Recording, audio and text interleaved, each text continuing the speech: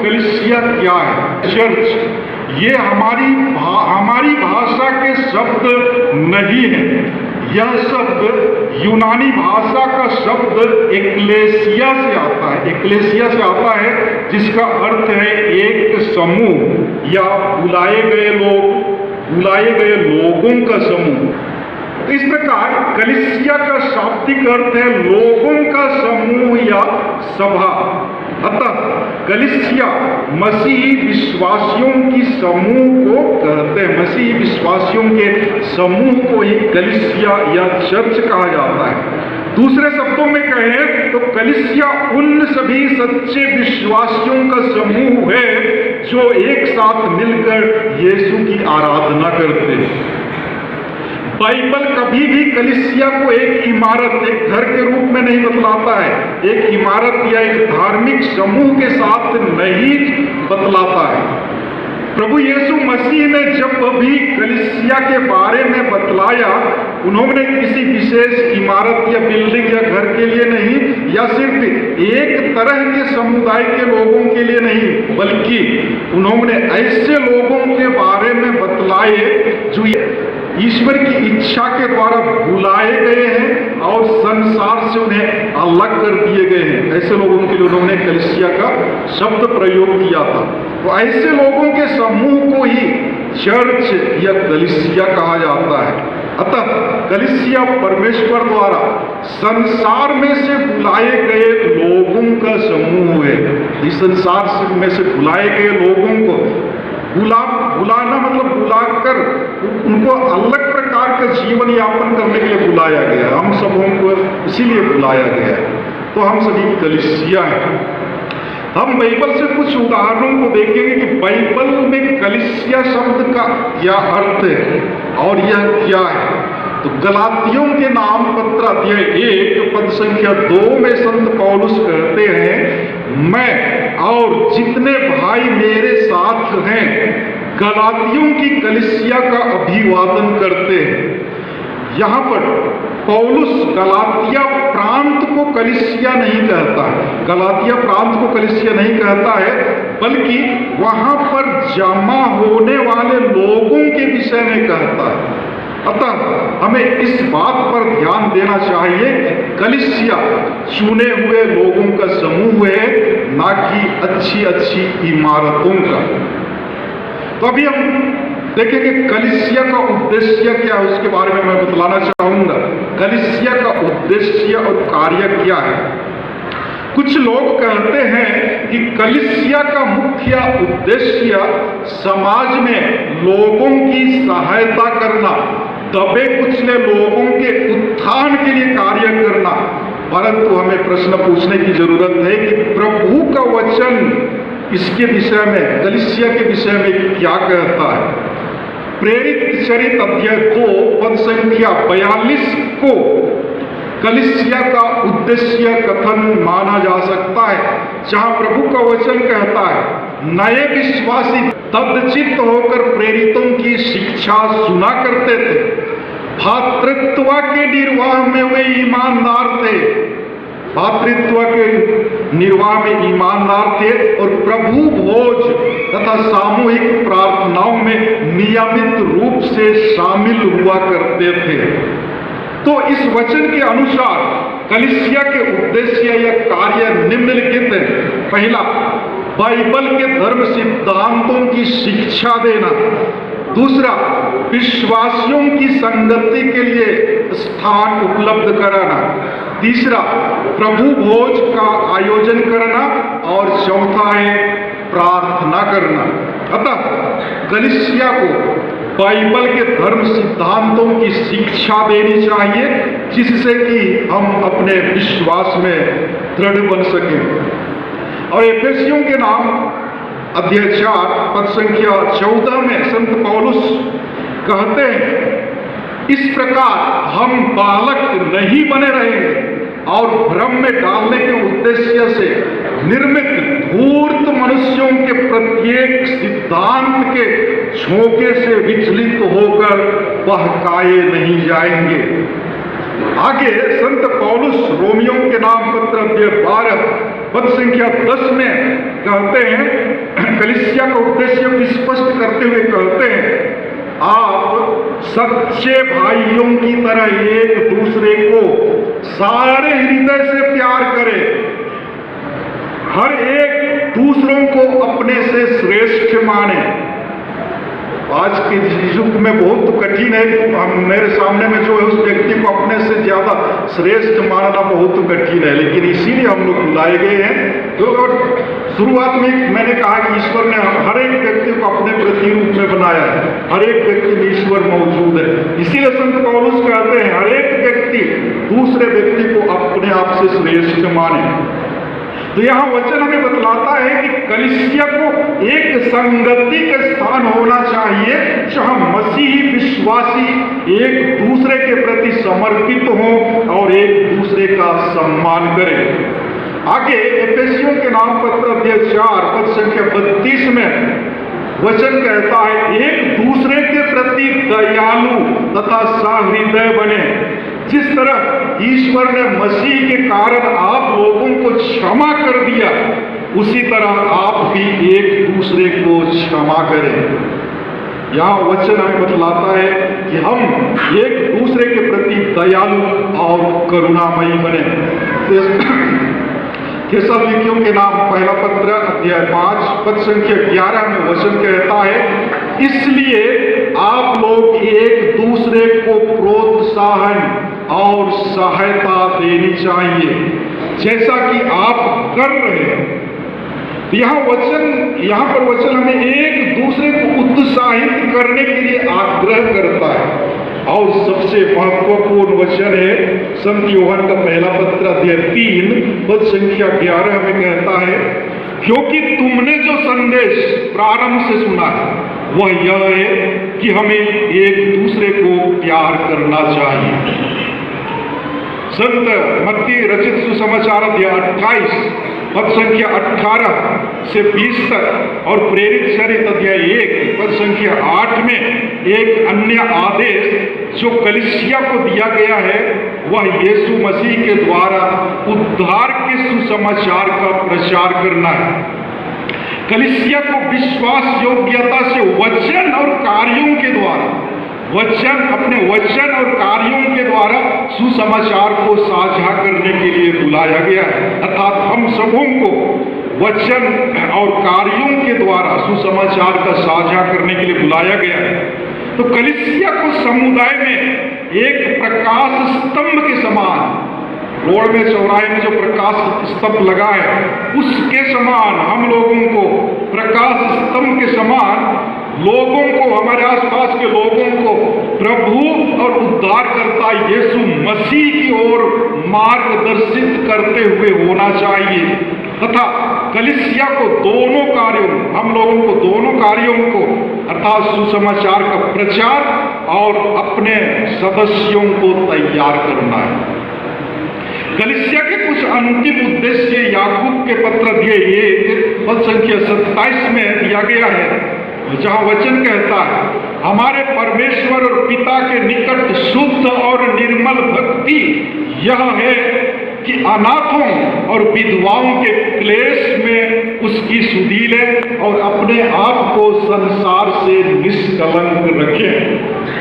कहने का तात्पर्य यह है कि कलीसिया को, हम लोगों को जरूरतमंदों की सेवकाई के कार्य में लगे होना चाहिए। इसमें न केवल सुसमाचार को बांटना ही नहीं सम्मिलित है, परंतु शारीरिक आवश्यकताओं जैसे रोटी, कपड़ा और मकान को भी उपलब्ध कराना आवश्यक और उपयुक्त है। कलीसिया को अर्थात मसीही विश्वासियों को पाप से बचने और संसार की गंदगी से अलग रहने के लिए जिस सामग्री की आवश्यकता है उससे भी सुसज्जित करना अत्यंत आवश्यक है। और यह कार्य बाइबल की अध्ययन और उसकी शिक्षा देने तथा मसीही संगति से ही संभव होता है। इस तरह कलीसिया का उद्देश्य के बारे में संत पौलुस ने कुरिन्थ के विश्वासियों को एक उत्तम उदाहरण दिया है, जो कुरिन्थियों के नाम पहला पत्र अध्याय 12 पद संख्या 12 से 27 में दिया गया। जहाँ पर संत पौलुस कहते हैं कि कलीसिया संसार में, अर्थात तो हम लोग संसार में परमेश्वर का हाथ है, मुंह है और पांव है, अर्थात हम लोग मसीह की देह हैं। इसलिए हम लोगों को उन बातों को करते हुए होना चाहिए जिन्हें यीशु मसीह यदि अभी इस समय हमारे बीच में इस पृथ्वी पर अपने देह में उपस्थित होते तो करते हो। कहने का तात्पर्य यह है कि कलीसिया को मसीही अर्थात मसीह के जैसे और मसीह का अनुकरण करने वाली होना चाहिए। इस तरह कलीसिया तथा उसके उद्देश्यों पर अध्ययन करने से हमें ज्ञात होता है कि कलीसिया और कुछ नहीं बल्कि चुने हुए और बुलाए हुए लोग हैं, अर्थात हर एक बपतिस्मा प्राप्त व्यक्ति कलीसिया है। अब सवाल आता है कि कलीसिया का जो उद्देश्य है उसे हम लोग कैसे पूरा करेंगे या फिर कैसे पूरा किया जा सकता है। उसके लिए सर्वोत्तम साधन मूल कलीसियाई समुदाय की स्थापना करना और बैठक करना है। आज विश्वव्यापी कलीसिया में मूल कलीसियाई समुदाय को जोर शोर से बढ़ावा दिया जा रहा है, क्योंकि मूल कलीसियाई समुदाय के द्वारा हर एक असंभव कार्य संभव होता है, संभव होते देखा गया है। जहाँ भी चलता है ये लघु क्रिस्तीय समुदाय की बैठक, वहाँ पर यह अनुभव किया गया है, जो असंभव कार्य है जरूर संभव होता है। यदि हम मूल कलीसियाई समुदाय के इतिहास पर दृष्टि डालें तो हमें ज्ञात होता है कि इस समुदाय की शुरुआत, लघु क्रिस्तीय समुदाय की शुरुआत ना तो किसी संत पापा के द्वारा किया गया है या किसी धर्माध्यक्ष के द्वारा या फिर किसी पुरोहित के द्वारा या फिर किसी धर्म बहन के द्वारा किया गया है, बल्कि यह अनपढ़ किसानों और सर्वहाराओं के बीच प्रारंभ हुआ है। सर्वहारा मतलब इधर उधर घूमने फिरने वाले विश्वासियों के द्वारा यह समुदाय प्रारंभ हुआ था। इसकी शुरुआत द्वितीय वाटिकन काउंसिल से पहले 1962 ईस्वी से पहले ही हुई है। इसका प्रारंभ होने का एकमात्र कारण था वह है पुरोहितों की कमी और पल्ली चर्च मीलों दूर होने के कारण पुरोहितों की कमी थी। हर एक जगह वे जा नहीं सकते थे, हर एक संडे को या महीना में, 2 महीना में, 6 महीना में भी विश्वासियों के लिए विश्व बलिदान अर्पित नहीं कर सकते थे, क्योंकि संख्या ज्यादा थी, दूर दूर फैले हुए थे, चर्च दूर था, लोगों को वहां तक जाना दिक्कत था। तो ऐसी परिस्थिति में क्या होता है, कुछ विश्वासी लोग विश्वास में कमजोर हो जाते हैं और अपने पुराने धर्म की ओर ही आकर्षित हो जाते हैं। बहुत लोग क्रिश्चियन धर्म को छोड़ देते हैं और अपने पुराने धर्म में वापस जाते हैं। लेकिन उनके बीच कुछ ऐसे लोग भी थे जो अपने विश्वास में मजबूत थे, ईश्वर पर पूर्ण आस्था रखते थे। वैसे लोग एक साथ आकर अपने पवित्र बाइबल का अध्ययन करने लगे और पवित्र बाइबल के वचन के अनुसार अपने दिन प्रतिदिन के जीवन शैली को लोग तुलना करने लगे और उस वचन के अनुसार कार्य योजना बनाते थे, क्या करें क्या ना करें, किस प्रकार से जीवन बिताएं। इस प्रकार से उन लोग करने लगे और धीरे धीरे देखा गया कि उनका ये जो बीसीसी के समुदाय धीरे धीरे पूरे विश्व में फैलने लगा और वाटिकन काउंसिल सेकंड के बाद में विश्व कानून ने पूरे विश्व भर में इसको बढ़ावा देने का आदेश दिया। तो प्यारे माता पिता, भाइयों एवं बहनों, आज हमने कलीसिया के उद्देश्य और उसके कार्यों को अच्छी तरह से समझा है, जिससे हम बीसीसी के माध्यम से ही कर सकते हैं, उसी के द्वारा संभव है। तो बीसीसी हमारे लिए कोई नई बात नहीं है, कई सालों से हम इसके बारे में सुनते आ रहे हैं, कई बार इस पर ट्रेनिंग हो चुका है, लेकिन हम एक साथ आने में असमर्थ हो जाते हैं। क्यों? शायद इसलिए कि हम हमारी उत्तरदायित्व से अनभिज्ञ हैं। हम लोग नहीं जानते कि हम क्रिश्चियों को किस प्रकार से जीवन यापन करना चाहिए, क्या करना चाहिए, उसको हम लोग अच्छी तरह से नहीं समझ पाए हैं, जिसे मैं पवित्र बाइबल वचन के द्वारा समझाने की कोशिश किया। सच में क्रिस्तीय बन जाना आसान है, लेकिन उसके अनुसार, क्रिस्तीयता के अनुसार जीवन यापन करना बहुत ही कठिन है। संत मत्ती के सुसमाचार अध्याय 7 पद संख्या 21 में प्रभु कहते हैं, जो लोग मुझे प्रभु प्रभु कहकर पुकारते हैं, उनमें से सब के सब स्वर्ग राज्य में प्रवेश नहीं करेंगे। जो मेरे स्वर्गीय पिता की इच्छा पूरी करता है, वही स्वर्ग राज्य में प्रवेश करेगा। कहने का तात्पर्य यह है कि आप व्यक्तिगत रूप से भले ही विश्वास में मजबूत हैं, दिन रात विनती प्रार्थना में समय व्यतीत करते हैं, या फिर प्रत्येक रविवार को मिस्सा बलिदान में भाग लेते हैं, सब चंदा जो भी चंदा हो या कुछ भी हो सब समय पर दे देते हैं, लेकिन यदि अपने पड़ोसियों के साथ आपका संबंध अच्छा नहीं है, तो शायद ही स्वर्ग राज्य में आपके लिए जगह मिल पाए। और संत यूहन्ना के अनुसार सुसमाचार अध्याय 13 संख्या 34 से 35 में वचन कहता है, मैं तुम लोगों को एक नई आज्ञा देता हूं, तुम एक दूसरे को प्यार करो। जिस प्रकार मैंने तुम लोगों को प्यार किया है, उसी प्रकार तुम भी एक दूसरे को प्यार करो। यदि तुम एक दूसरे को प्यार करोगे, तो उसी से लोग जान जाएंगे कि तुम मेरे शिष्य हो। यदि हम एक दूसरे से प्रेम नहीं कर सकते, तो हम कैसे अपने आप को कह सकते हैं कि मैं एक क्रिश्चियन हूं, प्रभु यीशु का शिष्य हूं? हम कह ही नहीं सकते। संत यूहन्ना में बतलाता, जब तक हम एक दूसरे से प्रेम नहीं करेंगे, तो हम सच्चे शिष्य सिद्ध नहीं हो सकते। जब हम एक दूसरे से प्रेम करेंगे, मेल मिलाप के साथ रहेंगे, एक दूसरे की सहयोग करेंगे, तभी लोग, हमारे आसपास में जो लोग हैं, दूसरे जाति, दूसरे मजहब के जो लोग हैं, हमारे व्यवहार को देखकर समझ जाएंगे कि ये प्रभु यीशु का शिष्य है। हम क्रिस्तीय लोग हैं, लेकिन यदि हमारे अपने परिवार में ही कलह है, मेल प्रेम और शांति नहीं है, एक परिवार दूसरे परिवार के विरुद्ध में है, तो हमारा विनती प्रार्थना, मिस्सा बलिदान में भाग लेना व्यर्थ है।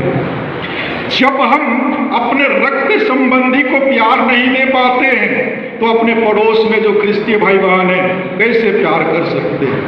और जब हम अपने क्रिस्तीय भाई बहनों से प्रेम नहीं कर सकते हैं, तो कैसे हम अन्य जाति या अन्य मजहब के लोगों को प्यार दे पाएंगे? ये हम मनुष्यों के लिए असंभव लगता है, लेकिन ईश्वर के लिए सब कुछ संभव है। यदि आप सच्चे विश्वासी हैं, बाइबल पाठ पढ़ते हैं और उसके अनुसार जीवन यापन करते हैं, तो हर एक असंभव कार्य भी संभव हो सकता है। क्योंकि इब्रानियों के नाम पत्र अध्याय 4 संख्या 12 में वचन कहता है, ईश्वर का वचन जीवंत, सशक्त और किसी भी दुधारी तलवार से तेज है। वह हमारी आत्मा के अंतरतम तक पहुंचता और हमारे मन के भावों तथा विचारों को प्रकट कर देता है। ईश्वर से कुछ भी छिपा नहीं है। और तिमोथी के नाम दूसरे पत्र में संत पौलुस अध्याय 3 पद संख्या 15 से 17 में कहते हैं, धर्म ग्रंथ तुम्हें उस मुक्ति का ज्ञान दे सकता है जो ईसा मसीह में विश्वास करने से प्राप्त होती है। पूरा धर्म ग्रंथ ईश्वर की प्रेरणा से लिखा गया है। क्यों लिखा गया है? वह शिक्षा देने के लिए, भ्रांत धारणाओं का खंडन करने के लिए, जीवन में सुधार के लिए और सदाचरण का प्रशिक्षण देने के लिए उपयोगी है, जिससे ईश्वर भक्त सुयोग्य और हर प्रकार के सत्कार्य के लिए उपयुक्त बन जाए। जी हाँ, इस वचन की प्रेरणा से हर एक असंभव कार्य भी संभव हो सकता है। इसलिए लघु क्रिस्तीय समुदाय बाइबल का अध्ययन करने के लिए गरीब और धनी, युवक तथा बूढ़े, बच्चे एवं वयस्क एक साथ जुड़ते हैं तथा अपने दैनिक जीवन उसकी चुनौतियों एवं कठिनाइयों पर विचार विमर्श करते हैं। वे एक दूसरे को या पड़ोस में जरूरतमंदों की स्थिति की भी जानकारी देते हैं। इस प्रकार वे इस वचन पर आदान प्रदान को अपनी बैठक का आधार मानते हैं। अतः आप सबों से मेरा अनुरोध है कि आप बीसीसी की बैठक को समय की बर्बादी नहीं माने।